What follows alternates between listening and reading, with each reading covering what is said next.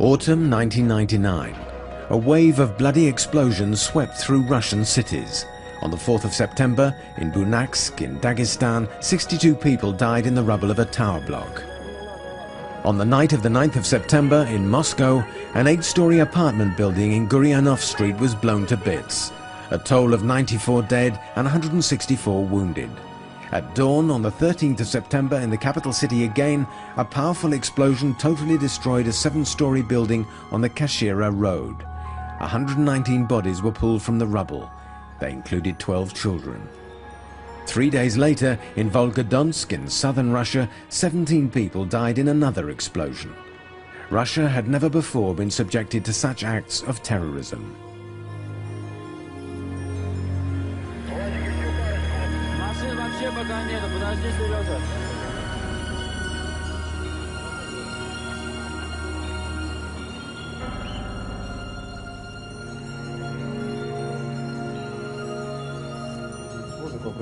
Mass psychosis quickly set in. All offices and non-residential premises, cellars and basements were thoroughly checked. Civilians volunteered to patrol courtyards, stairways and landings. A multitude of checkpoints paralyzed road transport.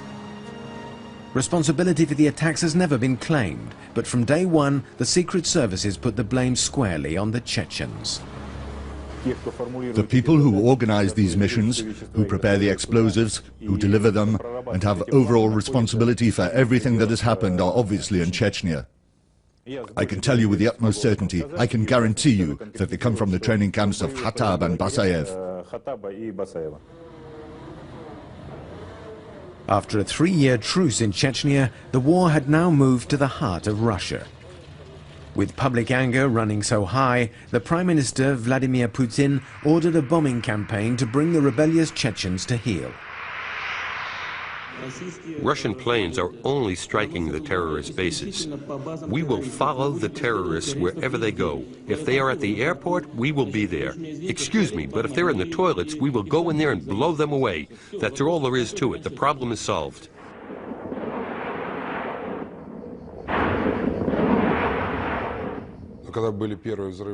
When the first explosions took place in Moscow, then in Volgodonsk, the public was in a state of stupefaction and shock. This coincided with the appointment of Putin as Prime Minister. And I think that then about 90 to 95% of people, just like today in America, supported the action the president was taking to eliminate the Chechen bands. But what's interesting is that even now it hasn't been proved that the Chechens did it. Okay, so the finger is pointing at a whole people, the Chechens. But show me who carried out the attack, show me who planted the bombs. They can't do it. The slow progress of the inquiries, the absence of proof, the sheer scale and professionalism of the bombings all cast doubt on Chechen involvement. Speculation as to the possible involvement of the Lubyanka, the secret services, began to emerge.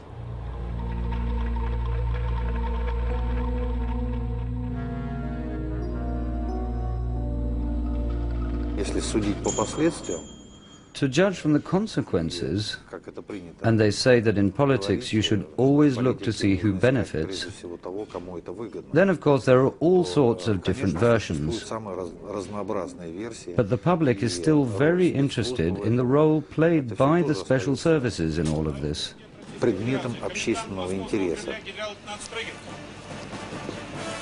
After public demands for peace, the enraged Russian people turned against the Chechens and the war was renewed. There's little doubt that it was the toughened public opinion that put the young hardliner Vladimir Putin, the former head of the Secret Service, the FSB, into the Kremlin.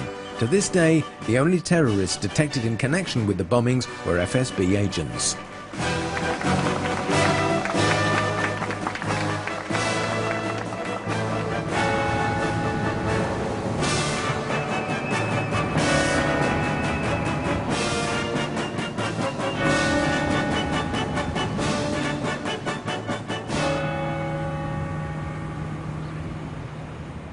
The first suspicions of special service involvement in the bombings came after 3 explosions had already claimed more than 300 lives. It was then, on the 22nd of September 1999, that a bomb attack was apparently averted in Ryazan. It was officially passed off as a civil defense exercise, using a mock-up device. But many Russians believed the bomb was real. To them, President Putin's rise to power is now seen in a very different light.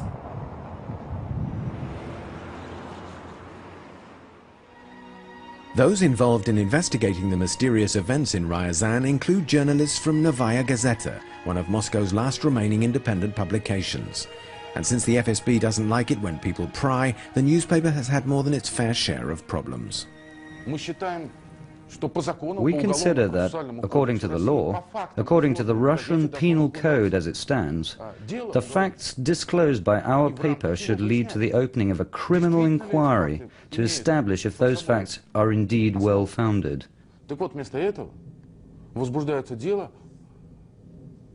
But instead of that, a slander suit has been brought against the paper. In August 2001, Novaya Gazeta took a risk when it published extracts from a book by Yuri Felshtinsky and Alexander Litvinenko, The FSB Bombs Russia. The historian Yuri Felshtinsky was born in Moscow and since 1978 has lived and worked in the United States. He has written several books on the history of the USSR. An American citizen, he was the first foreigner to obtain a Russian doctorate in history. We all know that information often comes out after failed operations. That's what's happened here. The FSB tried and failed to blow up a building in Ryazan.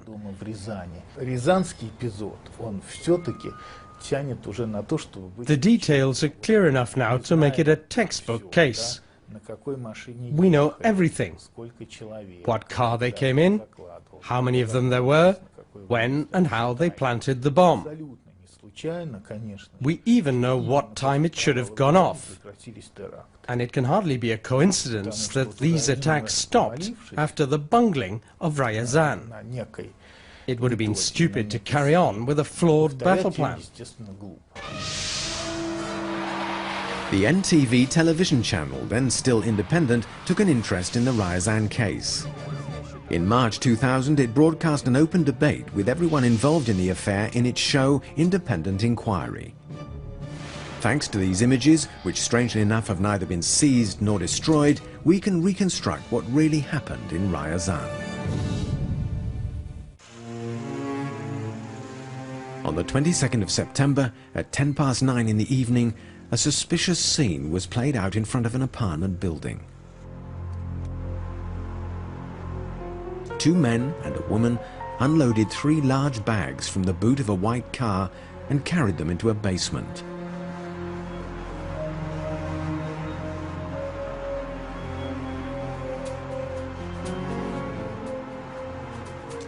A second suspicious point was that the number 62, indicating a Ryazan vehicle registration, was written on a piece of card and taped over the car's real number.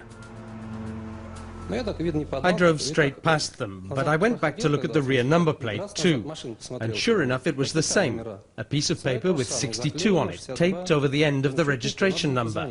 It made me suspicious, so when I got home I called the police. A patrol car arrived at the scene 1 hour later. The car had gone, but the police made an important discovery in the basement of the building.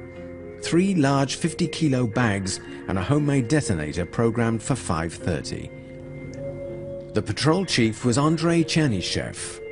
Pavel Voloshin, a Novaya Gazeta journalist, met him soon afterwards. He told me he was sure it was a serious situation. He'd seen the bags, a wire coming out of the bags, and there was a detonator. He was sure he had prevented an attack, and that, thanks to Kartofelnikov's phone call, hundreds of lives had been saved.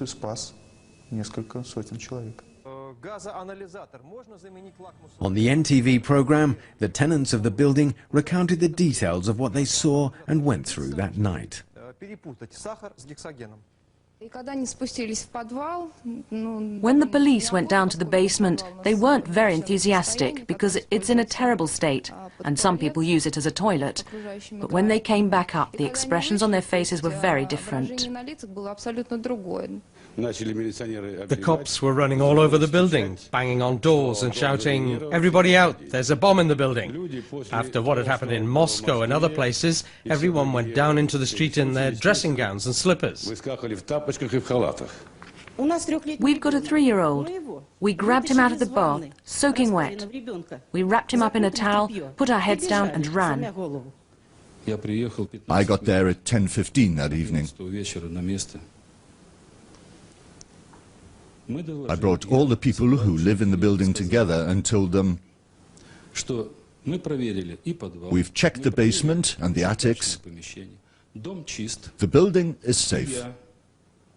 And I told them, as head of the local FSB, "You can go back to your homes." This is the first statement by Sergeyev to contradict the facts. The tenants actually spent the whole night in a nearby cinema. The inspection of the buildings was taken so seriously that they couldn't go back to their homes until the following morning. We weren't allowed back in, and the police stayed in the building until 10 o'clock in the morning. They let us away at 2 o'clock. I noted down midnight. We were taken to the October cinema. There was no heating. It was freezing for the children. Well, I was there with you. We were all there in the October cinema. There's no point in lying. Maintaining a false version of events is always difficult. Not long before this clash, General Sergeyev had been telling a completely different story. I was with you all night. I worked with you until morning. We spoke to each other, and yes, the situation was certainly serious. On the night itself, the former head of the Ryazan office of the FSB was as certain as anyone else that there had been a bomb in the building. Sergeyev came over to us several times. Around 2 o'clock in the morning, when the bags had been checked, he got us all together in a circle around him and said, "Today is your second birthday." There were 3 bags of explosive programmed to go off at 5:30. You would have all been there, and you would all have been blown sky high. From this statement, made on the night by the local head of the FSB, it was clear to all that a real bomb had been defused. There were 3 bags. The one in the middle had a hole in it. There was an electronic watch inside with wires coming off it. I put my hands in and started gently taking the wires out of the bag. This photo of the detonator was taken the next day, the 23rd of September. As for the bags, analysis revealed traces of hexogen, an extremely powerful explosive. Acting on the experts' conclusions, on the night of the 23rd of September, the Ryazan public prosecutor ordered criminal proceedings to be instigated in accordance with Article 205 of the Penal Code, terrorism. 1,200 police officers and soldiers were thrown into the hunt for the bombers. Their identikit pictures were pasted all over town and distributed to all police patrols. There were 2 men, one with a mustache and a woman in a tracksuit. She was sitting in the back. On the evening of the 23rd of September, Prime Minister Putin announced to the world, "As far as the events in Ryazan are concerned, I don't think they made some kind of cock-up. If these sacks with the explosives were noticed, that means there is at least one plus factor, that the public is reacting in the right way to the events taking place in our country today." In this way, Putin confirmed that a terrorist attack really had been thwarted in Ryazan. The Ryazan telephone exchanges had been put on red alert. The telephonist, Nadezhda Yuknova, intercepted a suspicious call to Moscow. The number that was dialed began with 224, which is the exchange that services the Lubyanka, the FSB headquarters. They said, "Is the woman with you?" "No, she's taking the trolley bus at noon." "Where's the car?" The cars in the car park. Leave Ryazan separately. There are checkpoints and patrols everywhere. And I mean, anyone would have thought, because everyone was thinking about terrorism. Thanks to that phone call just 24 hours after the discovery of the bomb, the police had already located the suspect's hideout. But then something quite inexplicable happened. On the same day, the 24th of September, two government ministers speaking half an hour apart in the same place made two completely contradictory statements. Vladimir Ruzzias, Minister of the Interior, categorically stated that there had been a failed terrorist attack in Ryazan.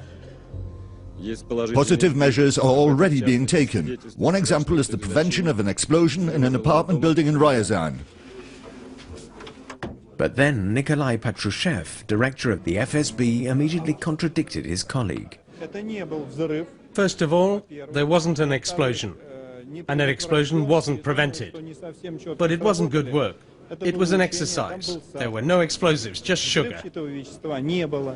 The fact that Interior Minister Ruzzias apparently knew of no such exercise could suggest that a real bombing had been thwarted. Several months later, during an NTV broadcast, an FSB spokesman stressed the official line. It had been an exercise. But he let slip that it was a joint exercise between the FSB and the local police. The exercise order, he said, had been signed by both ministries.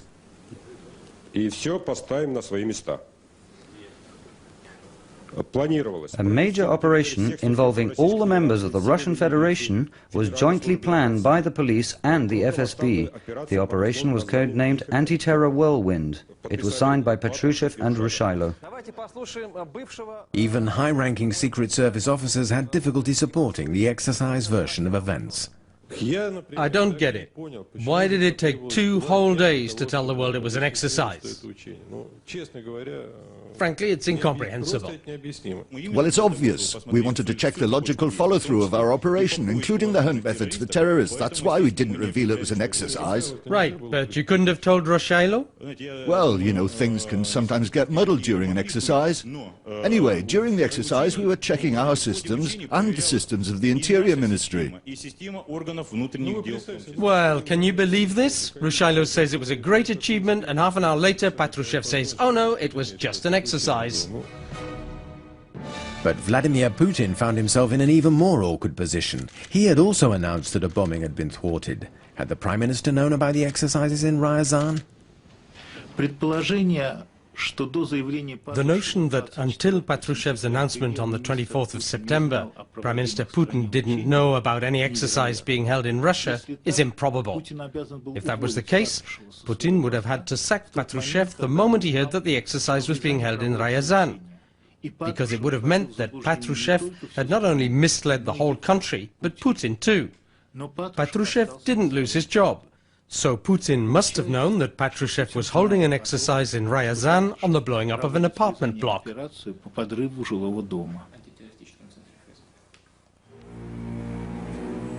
The members of the Ryazan FSB were not informed about the operation run from Moscow because of the need for secrecy.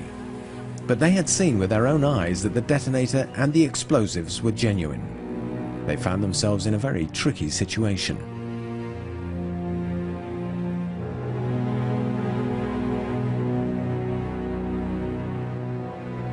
To put it mildly, Sergeyev wasn't pleased. In fact, he was beside himself with rage. After all, in this case, his professional pride as a member of the special services had been trampled in the dirt. How could an FSB general not know what was going on in his own patch?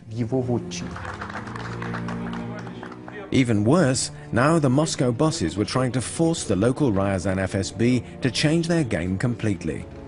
And then, to cover themselves and separate themselves from the actions of the center, the local Secret Service men published an absolutely unique statement. I would say this document is concrete proof of the involvement of the FSB in the Ryazan attack. I'm going to read these few lines from the Ryazan FSB statement. It has been made known that an imitation detonator, discovered on the 22nd of September, was part of a joint operation. This announcement came as a surprise to us. It came out just as our agents had identified the place where the bombers were living in Ryazan and were preparing to arrest them. It was precisely at this moment that Patrushev replaced the real attack story with the exercise theory. Just hours after the Ryazan incident, Alexander Zdanovich had appeared on Hero of the Day on NTV, but he didn't mention an exercise. His accusers say that either the excuse hadn't yet been conjured up, or he was buying time for the Moscow FSB bombers to escape. But he was already downplaying the Ryazan affair.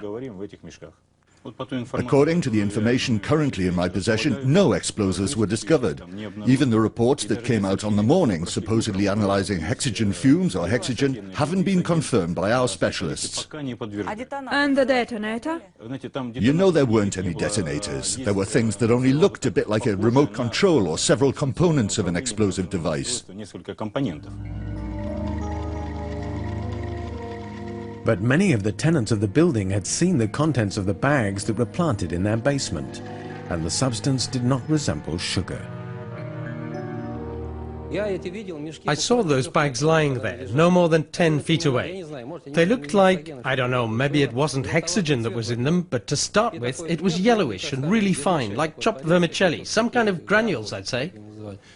I can assure you with total confidence that there wasn't any hexogen. And, by the way, to go back to the explosions that happened in Moscow and other cities, there was no hexogen there either. A quite different explosive was used. 6 months earlier, the leaders of the FSB had said something entirely different about the explosions in Moscow. We have received new information that traces of hexogen and TNT were discovered. This already indicates that the explosion was definitely not an accident. So why did the FSB suddenly start denying that hexogen had been used in other bomb massacres? It's alleged this was to eliminate the similarities between the real bombings and the so-called exercise in Ryazan. At various different stages, the discovery of the explosive and the gas, the analysis, the panic, the FSB had several opportunities to make a prompt announcement that this was an exercise. Why was that not done? Because the FSB didn't think anyone would pick up the trail. Just at the moment when the terrorists were about to be arrested in Ryazan, when the people and their hiding place had been identified, at that moment Patrushev announced that there was an exercise going on. And so the announcement by Patrushev himself that exercises were going on in Ryazan was, of course, an indication that the terrorist attack had been planned from the top, and with Patrushev's knowledge.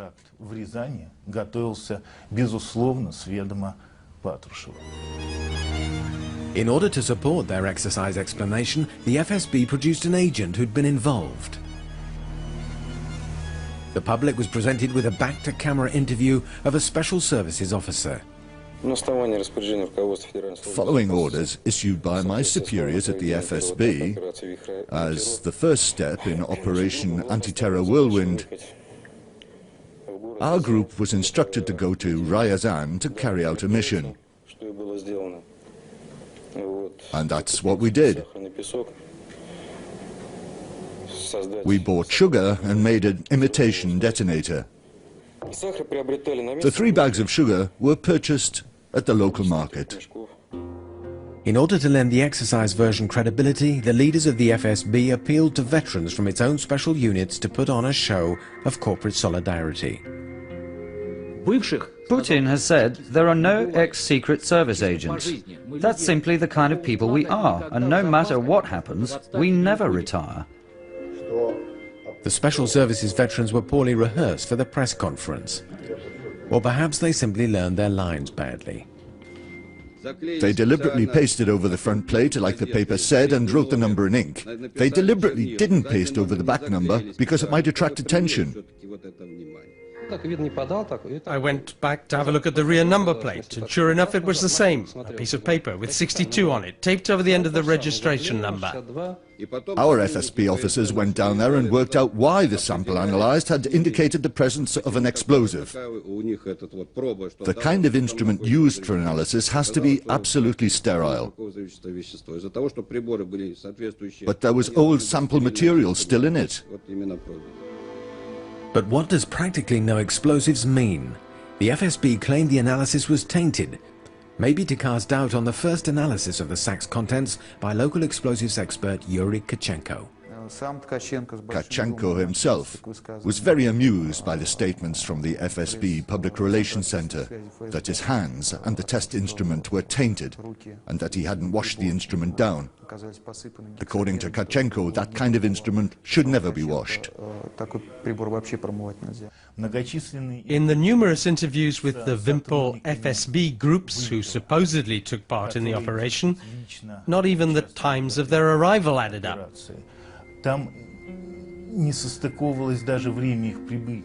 They claimed to have left Moscow on the evening of the same day. But anyone who's traveled from Moscow to Ryazan by car knows that it's physically impossible, whatever speed you're going at, to get to Ryazan so quickly as to have the time to buy sugar in the local market. The FSB claimed the sugar had been bought in the evening, but an operations photo was taken in daylight. In the face of such major discrepancies, the FSB stuck to their story. It was sugar, sugar. As for the explosion of the detonator, there wasn't any detonator at all. They bought 3 batteries in a shop, a shotgun cartridge, wires and all the rest, made a mock-up and put it on the bags of sugar.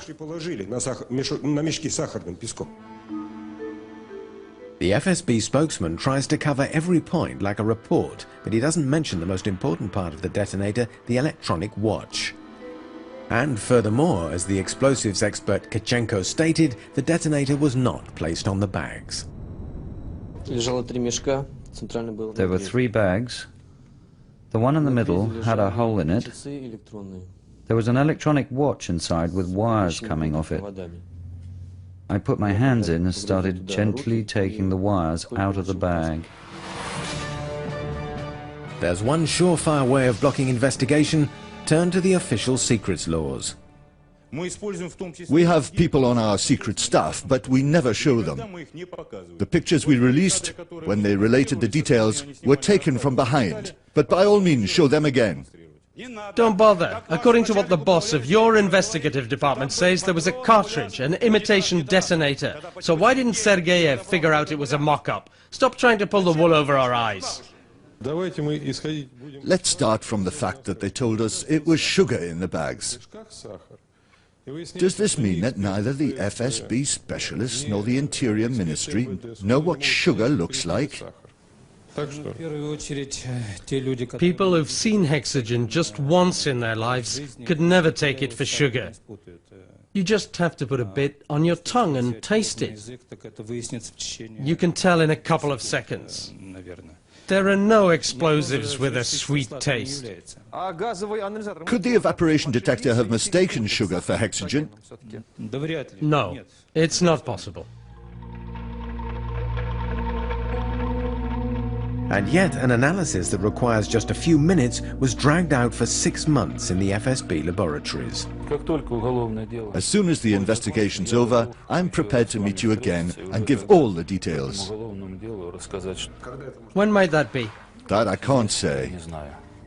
How can it take several months to analyze sugar? Well, there's a queue, you know the way it is.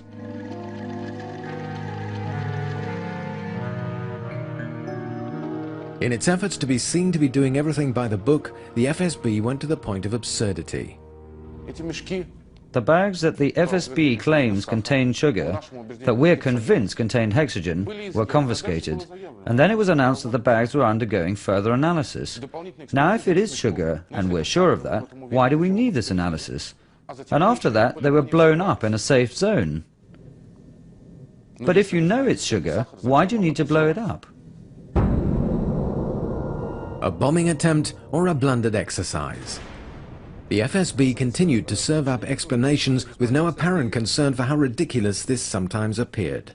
The material evidence in this inquiry is sealed in this bag. We can't open it without the permission of a judge. But we brought it with us especially to show that it was properly documented and all is on the record. So there's no question you can go on saying it's explosive when it's sugar. The FSB are watertight against investigation. Once again, when the chips were down, they resorted to their final protection, state secrecy.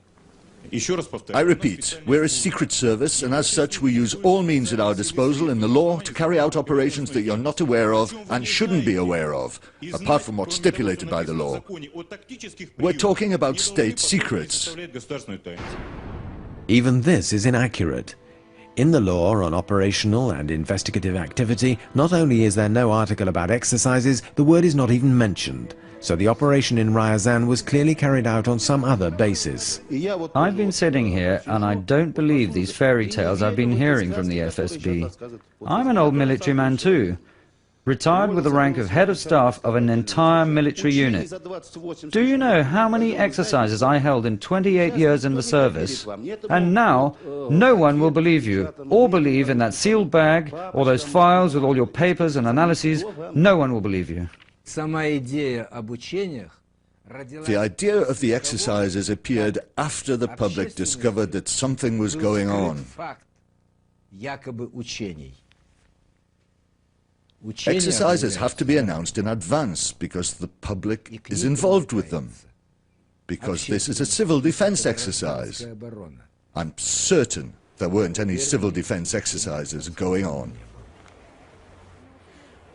If there had been an exercise, they would have presented us with mountains of paperwork signed by the top brass at the FSB. The fact is that this paperwork doesn't exist, because if it existed, they would have shown it to us. This proves, of course, that it wasn't an exercise. Apart from all that, in a country where bombs are already going off everywhere, where several apartment blocks have already been blown up, nobody with any common sense would hold exercises that were so similar to what happened in Moscow. Nobody would organize exercises in a country where a war was already going on. Remember that the NTV program was broadcast before the new president began tightening the screws, and the residents of Ryazan openly mocked the exercise version of events. Zdanovich, Sergeyev and the other gentlemen of the FSB are trying to convince us that it was an exercise, but we don't believe them. Is it because the citizens of Ryazan are too stupid, or is it because your lies are unconvincing? Alexander Badanov, who offered to help our film crew, had a bag of heroin planted in his pocket by FSB operatives.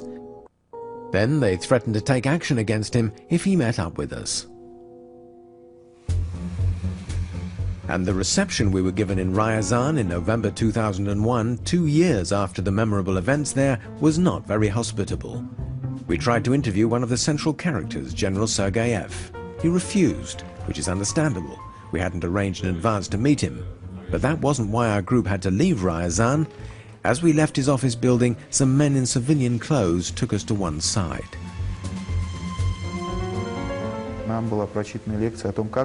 They give us a long-winded lecture on how the streets of Ryazan are unsafe, on the rampant criminality in the town, and on the dangerous driving habits of certain local hoodlums. They asked us, if anything happened to you, which it probably will, whose fault would it be? Later on, 3 months after this trip, Pavel Voloshin was interrogated by the police in Moscow. The only citizen of Ryazan who was not too afraid to be interviewed was Viktor Lazinski. And that might have been because after what happened, he was forced to emigrate to the USA. As the president of the Ryazan branch of the Helsinki monitoring group, he was given an unambiguous warning by the local FSB. It was obvious they were simply going to kill me. A local FSB agent would just go up to a down-and-out in the square and tell him, "You see that guy with the beard, buying cucumbers at the greengrocers? He's bothering my wife. I'll give you a bottle of vodka and a packet of cash if you bash him on the head in a dark alley one night." Unfortunately, that's how the secret services have been doing their business for the past 5 years. There are no written orders, no paperwork, nothing to be stored in the archives. Just a corpse, some wino finished off with an ice pick. So were all these threats and persecutions triggered by a simple civil defense exercise in Ryazan? Or are the exercises continuing, but now all over the country? NTV's talk show was shot in an age that is now past, an age when people were not afraid to speak out. It's the same old story. They're trying to make us look like fools. The FSB themselves are investigating an FSB exercise. It'll be an open and shut case. It's a terrible thing to say, but I think it was all true and it wasn't an exercise. I don't understand why we allow ourselves to be led by the nose by these people. They're just trying to clean the filth off their uniform coats, but they're covered in filth underneath anyway. Who had the right to organize this operation? An operation involving civilians. Who had the right? Who gave the orders? Who had the right to give such orders? The president. Who else?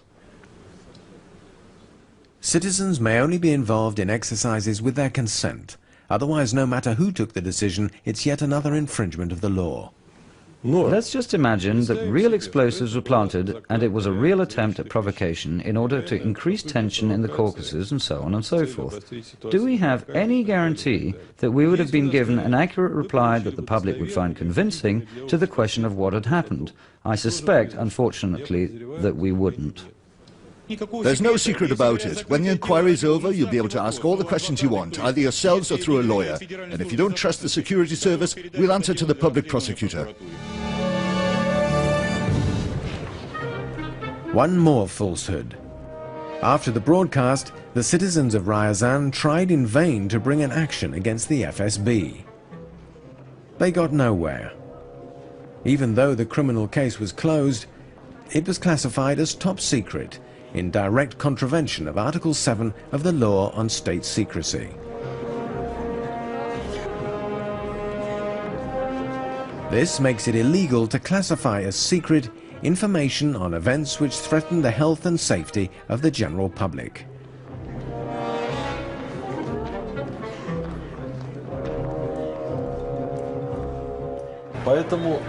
Of course, these classifications remain in force for 75 years. So I don't think we're likely to learn what really happened for at least 75 years. The Russian parliament could intervene and see to it that the truth was known. That is why on the 18th of March 2000, two Yabloko party MPs, Yuri Shikoshikin and Sergei Ivanenko, demanded an inquiry into the revelations in the Novaya Gazeta newspaper. It was a fairly innocuous request. Look into a newspaper story and get answers to some questions about what happened and what didn't. Even this attempt met with violent rejection because it was seen, and rightly so, as an attempt at civil control over Secret Service activity. We haven't had an answer yet about whether it really was a terrorist attack that was thwarted or whether it was passed off as some sort of Secret Service operation, an exercise or whatever. It's a secret, shrouded in darkness. We still don't have any reliable information on the matter. If the truth about the incident in Ryazan came out, the government would be forced to answer questions about who was behind the explosions in Brunaksk, Moscow and Volgodonsk.